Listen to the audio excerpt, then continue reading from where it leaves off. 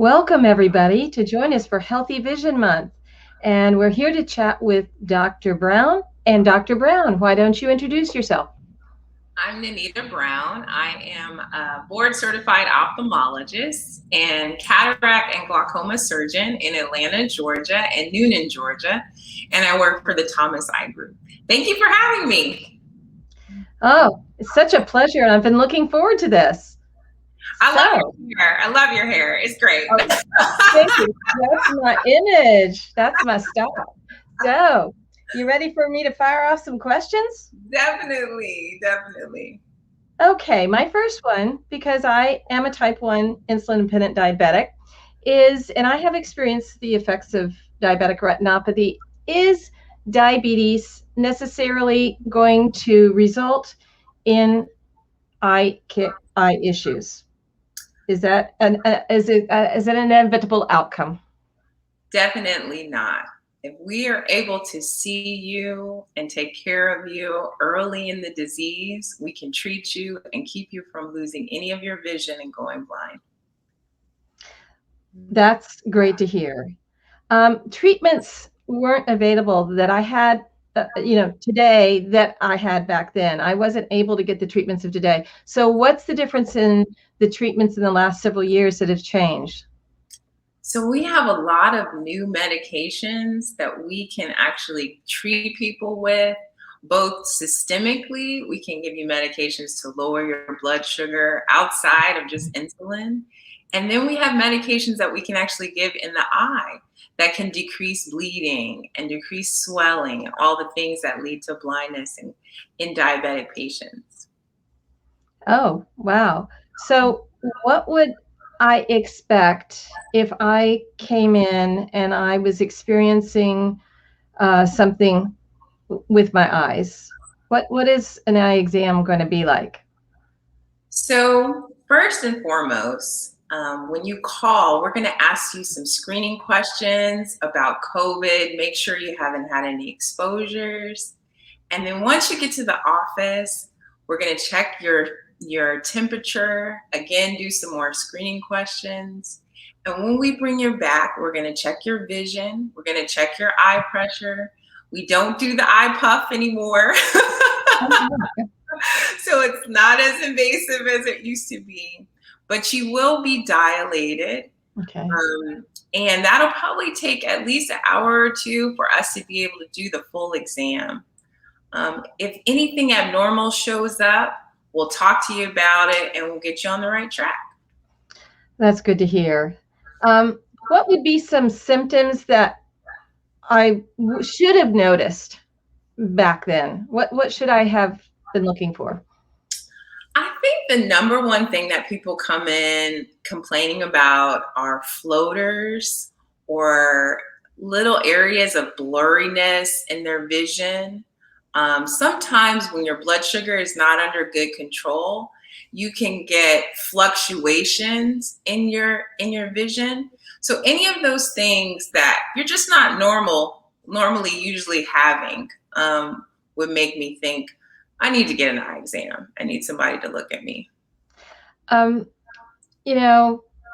Is it the same in type 1 and type 2 diabetics? I've really been wanting to ask that question. So type 2 diabetes usually presents a little later in life, but because of the diets that people are kind of taking on earlier, we're seeing type 2 diabetes in younger people. Usually the disease in diabetes type 1 presents pretty early. So those people have worse disease, like yourself. Type 2, it's usually later in life, and we're able to treat it, but it sometimes goes along with patients having high blood pressure, which can make the diabetes worse. So all of these things play into each other, but good glucose control is going to help everyone.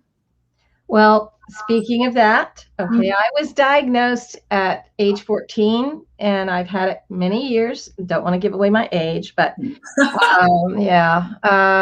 I've had it many years and I wasn't wonderful in my 20s. My parents tried to keep me good in my teens, but when I got my 20s, I had some bad years. What is optimal hemoglobin A1C that I should be looking for?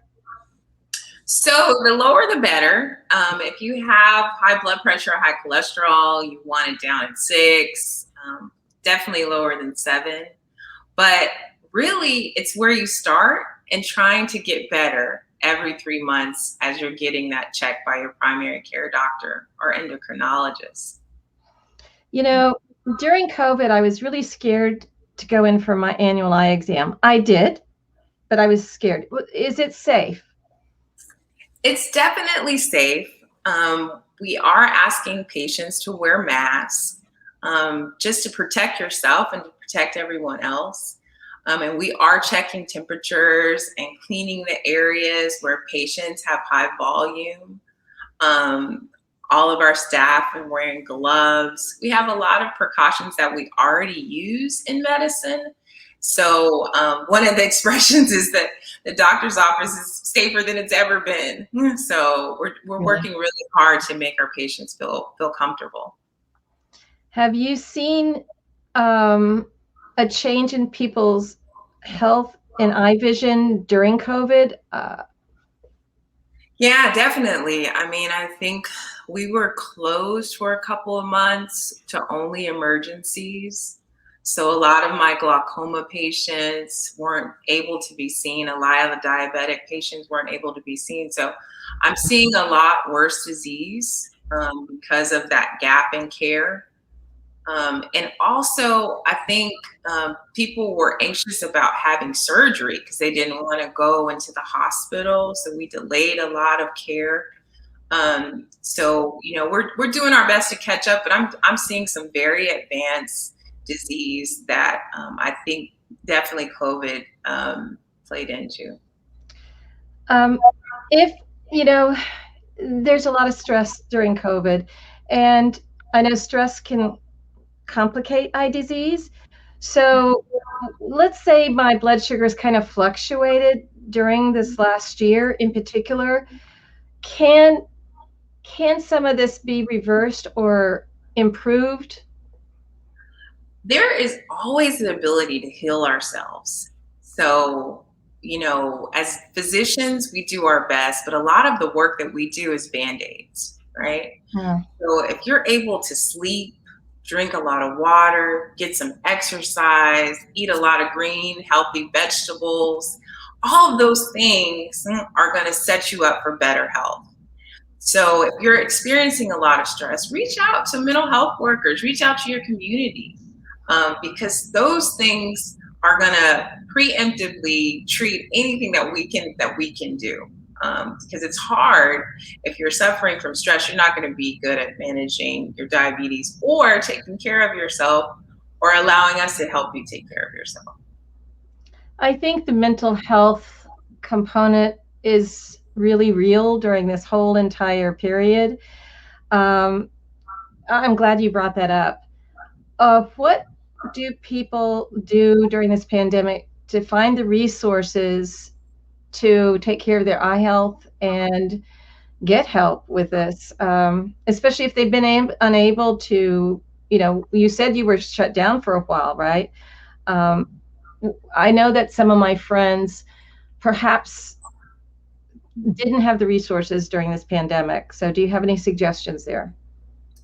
I would start locally. So I would start with reaching out to a primary care doc. A lot of people are doing telemed visits, which you don't have to leave your house. Both for mental health workers, they're doing telemed visits.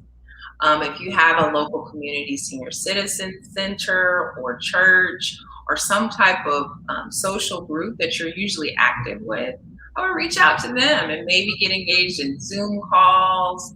I have family members that do these weekly Zoom yoga. I know you're a Pilates instructor. Yes, yes. So we're all trying to find creative ways to keep ourselves healthy. Okay, you just brought up the fact I'm a Pilates instructor, which I'm very proud of, is that I was able to achieve this. And I haven't shared with the audience, but I suffered the diabetic retinopathy, as we discussed, but I lost the vision in my left eye, which we know today was not inevitable. with the proper care and treatment. But how big a role does exercise play in the management of diabetes? It plays a huge role. I mean, I would say being active and having a regular exercise routine is going to help every organ in your body, not just your eyes. It's going to help your heart health, your kidney function, just across the board, every system is going to improve, and especially your mental health. I think people underestimate the power of exercise in the ability for us to get over depression, to get over anxiety. A lot of these things can be addressed by having a great Pilates teacher. I would agree, you know. And even during the pandemic, taking a walk, I mean, that was so awesome because that's the one thing you can do. You could put on a mask if you were in areas. So I've got a question. What brought you to become an eye physician? What brought you to that? So when I was in medical school at Duke, I really was thinking about being a pediatrician. And I was doing all of this imaging of the heart. And I was allowed to join this lab where we started imaging the eye. And that was my first exposure to ophthalmology. After that, I did a program called Unite for Sight, where I went to India for about 5-6 weeks as a medical student, gave out glasses, and I was like, this is for me, because you don't have to see naked people.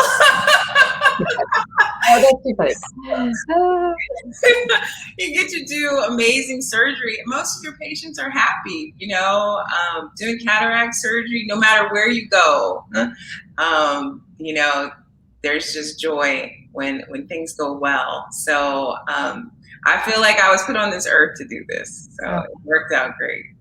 Now, I have heard, and can you tell me that diabetes can sometimes be detected by an eye exam? So why is it important to get an annual eye exam, which I know is part of the mission statement for this Healthy Vision Month initiative? Yes, definitely. So diabetes can present in the eye as bleeding, swelling, all of this can present in the eye because really the eye is the only part where we can actually see the blood vessels. We can actually see what's going on. We can see the disease.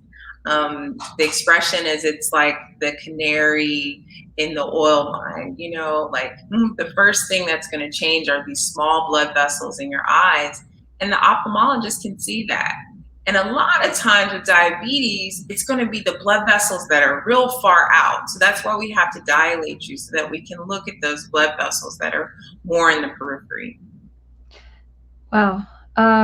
You know, I never really thought about that you can see blood vessels. I mean, that's really striking.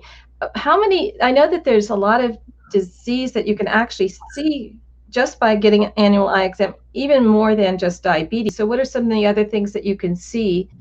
What other issues can you see through an annual eye exam? I mean, practically every disease.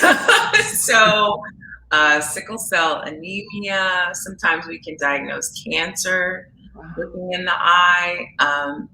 A lot of the different autoimmune diseases we can diagnose by looking at the inflammation in the blood vessels, like lupus, rheumatoid arthritis. I mean, it just goes on and on. A lot of diseases that affect children, we can pick up in the eye. So we do a lot of screening on small children. Really? Oh, definitely. That's a huge part of ophthalmology, pediatric ophthalmology. Oh, I didn't realize that. Now, I was starting to go blind in my right eye as well. I've had laser surgeries years ago to try and stem off and lost the vision in my left. But I was starting to go blind in my right, and my ophthalmologist said, well, when you feel like you really are ready, we'll do cataract surgery. And I was kind of scared about having cataract surgery.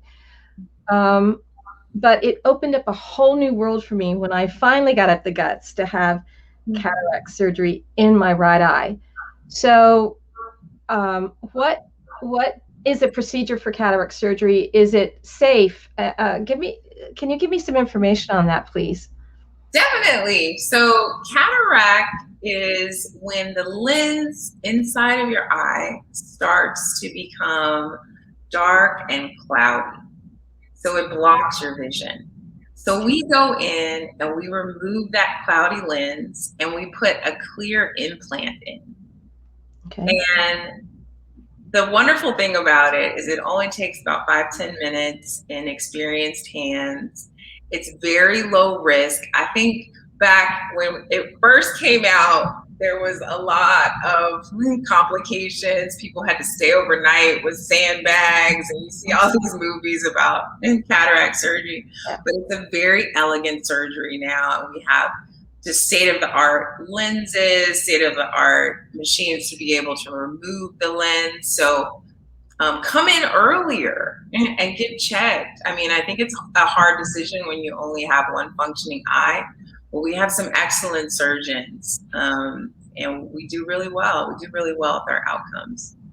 I remember my granddad. My granddad was born in the 1880s, and when he had a cataract surgery when I was a young child, he did go through all that experience. So I kind of think it made me reticent. But the important message, I guess, is that people shouldn't be scared to come in and see an eye specialist, ophthalmologist. Um, that is a big thing for me. Is I've just hit it off right off the ball with you, but I'm just kind of scared. I'm scared of eye doctors. Yeah. I'm scared to get my annual eye exam sometimes. So you make it very approachable, and I think that's really important in healthcare, is that you bond with your physician and you're able to talk to them. So I appreciate that about you, because just right off the bat, I hit it off the screen. My mom was diabetic also, and she got gestational diabetes, and then she ended up being a type 1 diabetic. How does diabetes affect pregnancy? So in pregnancy, there are some women that develop diabetes, and sometimes even after pregnancy, they will continue to have diabetes and need insulin to control their blood sugars. They are at higher risk for having complications during their deliveries and during pregnancy. So a lot of them will have to see high risk obstetricians during their pregnancy and be followed closely. But yeah, they do go along together, gestational diabetes and type 2 diabetes. And how does that affect one's eye? Does that affect women that have gestational diabetes? Yeah, they can definitely develop bleeding in the eye, all of the other complications, inflammation and swelling in the eye. It's more difficult to treat them. A lot of times we have to do laser treatments. And the biggest thing that we fear is that they're going to need some type of surgery, or they're going to develop glaucoma, because we don't want to treat them with medications that might complicate their pregnancy. So it's very difficult, and you need someone who's a specialist. You need people who are used to taking care of complicated people. My mother was, scared because she developed it later in life, and she did have the blurred vision. So what do I, when my vision, when I get blurry vision, what does that usually mean? I mean, I noticed that as my blood sugar may fluctuate either high or low, my vision may become blurry. Yes. Yes, definitely. So there are lots of different parts of the eye. I know we're doctors, but we just specialize on just a small part of the body. But you can get changes to the surface of your eye. Just dryness in general is increased with patients with diabetes. If you do have a cataract, a natural lens, it can swell or shrink based on your blood sugars. And then if we work our way back to the retina, you can get bleeding, you can get swelling. All of those things can change your vision. Also, just the blood flow to your eyes. So sometimes if you have diabetes or high blood pressure, you can have artery disease, and that can decrease the blood flow to your eyes, kind of like decreasing the blood flow to your brain. So some people will have strokes. All of these things kind of play along with changes. So that's why, it's too much to think about, right? Yeah. Oh yeah. It's too Um, much. So the best thing is just to go see somebody and have them figure it out for you. yeah. I really never realized that the eye was such a key to health. And I would say, when you're in your teens and your 20s, you don't really realize how important the eyes are. So, what's your advice to younger diabetics that are being diagnosed? You said both, even type 2 are being seen younger these days. So, what advice do you give to younger people that I could have avoided if I'd been properly treated? I mean, I think peer pressure is so important. So you got to have the right crew. So find people that will support you with this, that will encourage you to stay healthy. If you play sports, find people that are on the same page of healthy lifestyle and healthy living.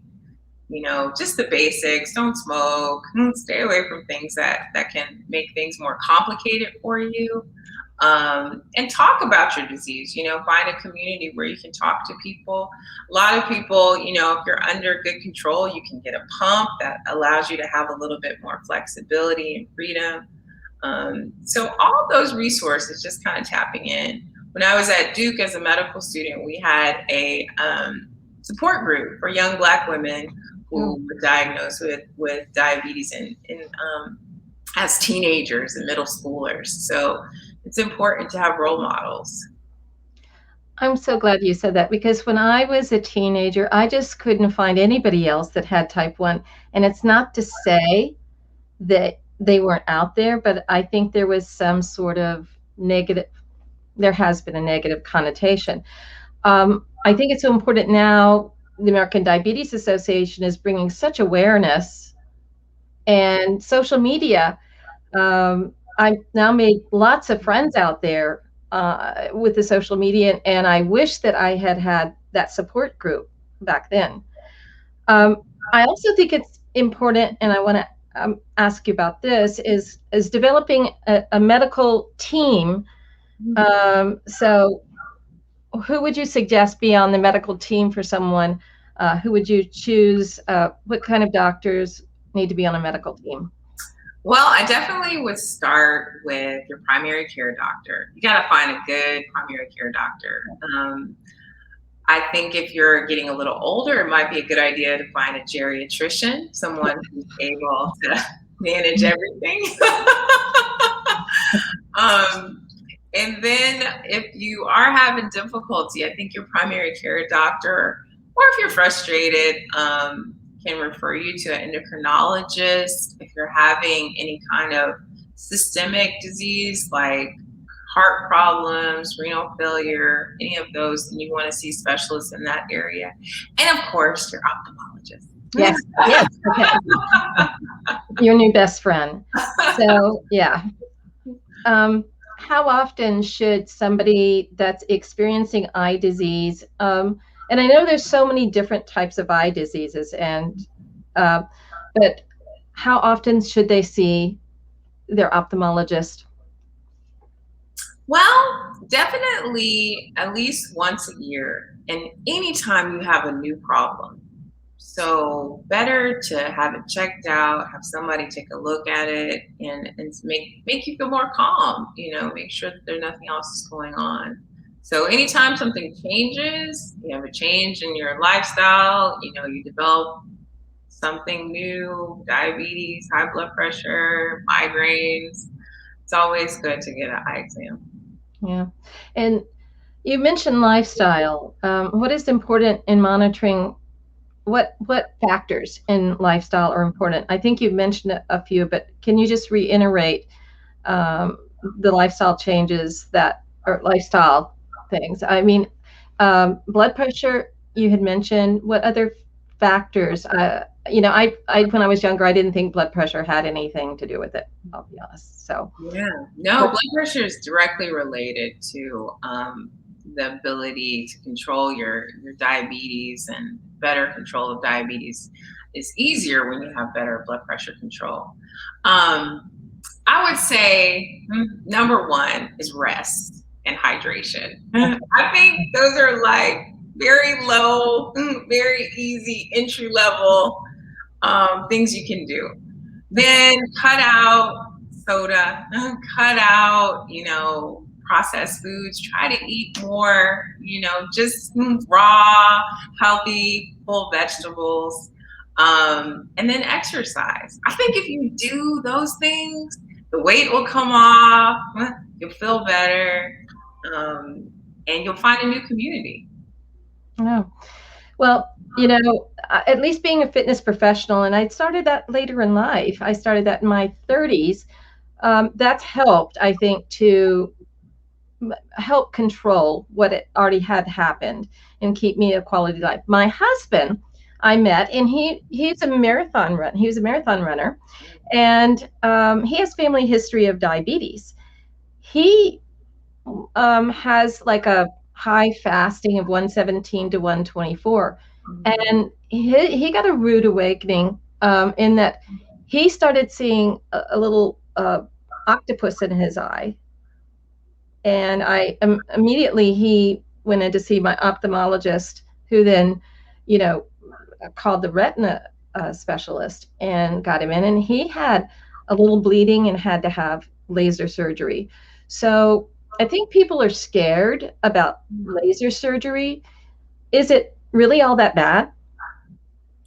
Well, it depends. So in ophthalmology, we have about 15 different lasers. So there's a lot of different lasers.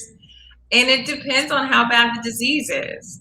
So there's some people that have very advanced disease, so we have to do a lot of laser.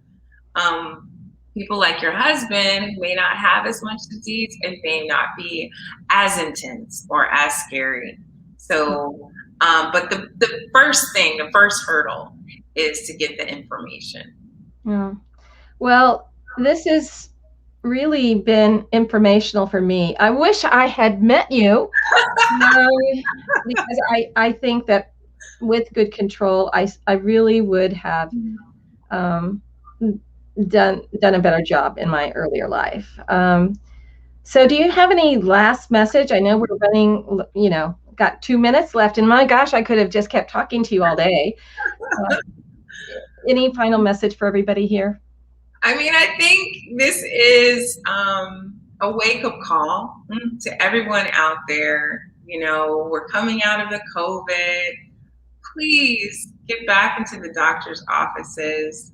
We're here to help, and we're going to do our best to take care of you.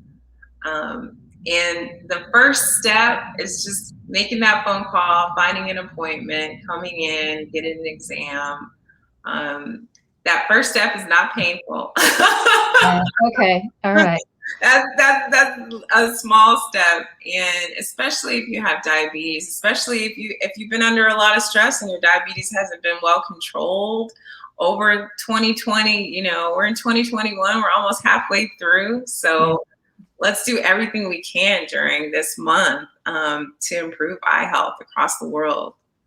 And bring your friends, encourage other people to come along with you, just like you got your husband in to see the retina doctor. We're families, we're tribal. So if you can encourage everyone in your tribe to take better care of themselves, it makes a difference. It's a ripple effect. Well, I can't thank the American Diabetes Association enough, and you, Dr. Brown, and Healthy Vision Month, get your annual eye exam, right? Exactly. And then go get your hair dyed. Oh, yeah. Yeah. Well, thank you so much for your time. It's such a pleasure. Such a pleasure. Good seeing you. All right. Right. Okay.